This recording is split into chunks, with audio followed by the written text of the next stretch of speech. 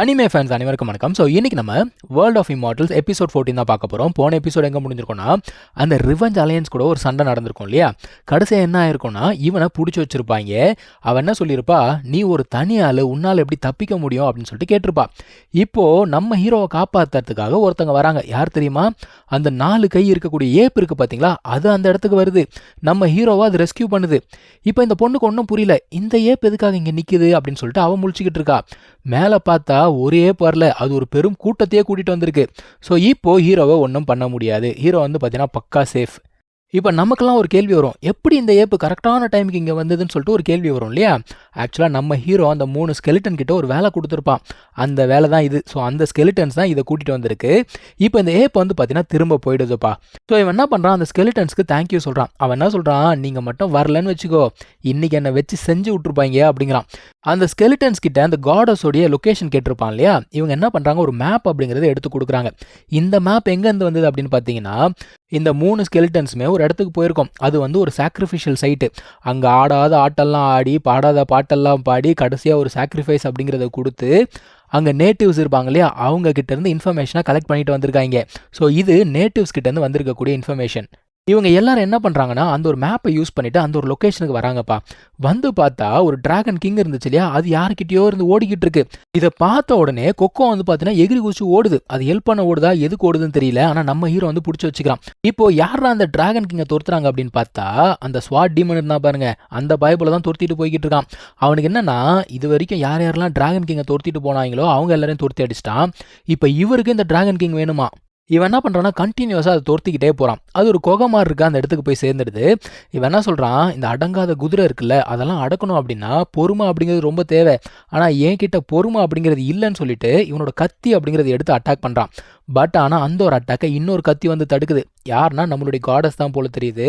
இவளுக்கு டைமை ஃப்ரீஸ் பண்ணக்கூடிய ஒரு பவர் அப்படிங்கிறது இருக்குது. ஸோ அவன் வந்து பார்த்தீங்கன்னா சுத்தமாக நகரவே இல்லை. அந்த காடஸ் என்ன பண்ணுறாங்க, இந்த ஒரு டிராகன் கிங் கிட்ட, நீ நிறைய ஆட்டம் போட்டு முடிச்சிட்டல, வா திரும்ப போகலாம் அப்படின்னு சொல்லிட்டு கிளம்பி போகிறாங்க. அப்போ போகிறதுக்கு முன்னாடி இவனை பார்க்குறாங்க.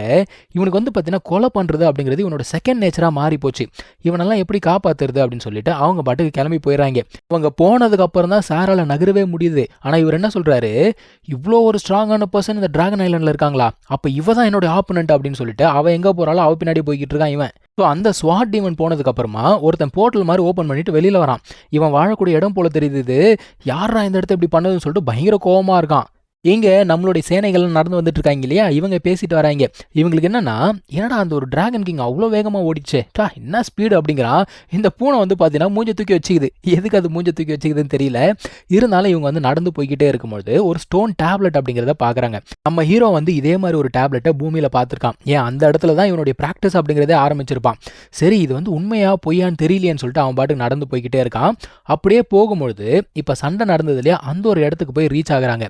அந்த இடத்த பார்க்கும்போதே இவனுக்கு தெரியுது, என்னடா இடம் ஒரு மாதிரியாக இருக்குது, இங்கே யாராவது வாழ்ந்துட்டு இருக்காங்களான்னு சொல்லிட்டு அவன் யோசிக்கிறான். இப்போது அந்த ஒரு ஸ்கெலிட்டன் என்ன பண்ணுது, கீழே இருக்கக்கூடிய ஒரு எலும்பு துண்டை எடுத்து கண்ணில் மாட்டிக்கிட்டு அந்த மாஸ்க் மாதிரி போட்டுக்கிட்டு அது பாட்டுக்கு ஆட்டம் காட்டிக்கிட்டு இருக்கு. இதை பார்த்த உடனே இன்னொரு ஸ்கெலிட்டன் என்ன பண்ணுதுன்னா, அதுக்கிட்ட வந்து பிடுங்க ஆரம்பிக்குது. 2 ஸ்கெலிட்டன் சண்டை போட்டாலே ஏதோ ஒரு வம்பை இழுத்து விட போதுங்க அப்படிங்கிறது அர்த்தம். அப்போது அங்கே வந்து பார்த்தீங்கன்னா பெரிய பெரிய தந்தம் மாதிரி நிறைய அடுக்கி வச்சிருக்கு. அது மேலே போய் இதுங்க முட்டிடுதுப்பா. ஒன்று முட்டின உடனே அப்படியே ஒன்னொன்னா சரிஞ்சு மொத்தமாக கீழே விழுந்துருது.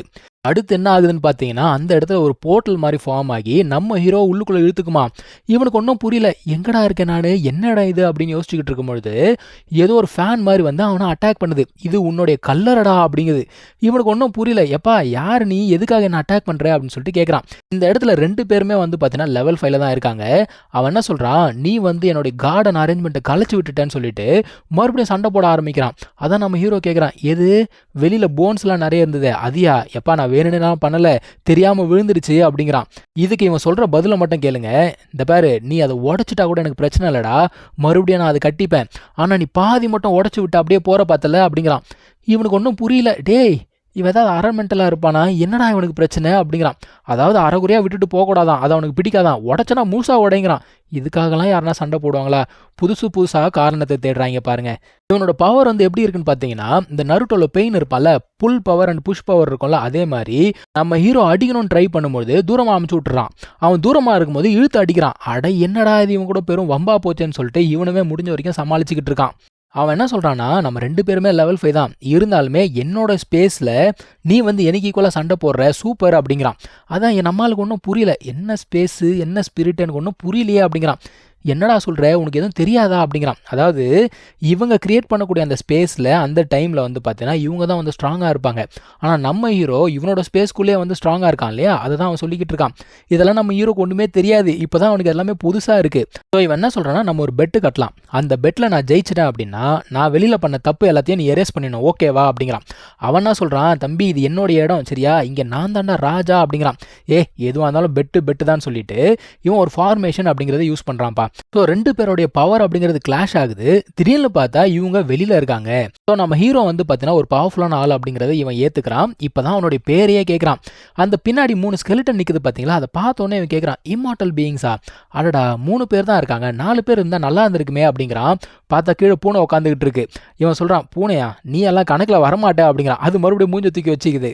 இவன் போகிறதுக்கு முன்னாடி என்ன சொல்லிட்டு போகிறான்னா, சண்டை சச்சரவு இல்லாமல் ஃப்ரெண்ட்ஷிப் அப்படிங்கிறது ஆரம்பிக்காது, அடுத்த முறை மீட் பண்ணலான்னு சொல்லிட்டு இவன் இங்கேருந்து கிளம்பி போயிடுறான். இப்போ நம்ம ஹீரோட காலில் வந்து பார்த்தீங்கன்னா ஏதோ ஒன்று அப்படியே ஜொலிச்சுக்கிட்டே இருக்கு. இந்த ஒரு பூனை பக்கத்தில் வந்து பார்க்குது. அவன் காலில் ஒரு மார்க் அப்படிங்கிறது இருக்காது. என்ன மார்க்ன்றது எனக்கும் தெரியல. வெயிட் பண்ணி பார்ப்போம். வெளியில் வந்து பார்த்தீங்கன்னா இன்னுமுமே நம்ம ஹீரோவை அந்த ஒரு கும்பல் தேடிக்கிட்டு தான் இருக்கு. ஆனால் அவங்களால கண்டுபிடிக்க முடியல. மறுபடியும் எஸ்கேப் ஆயிட்டானோ அப்படின்னு சொல்லிட்டு அவள் யோசிச்சுட்டு இருக்கா.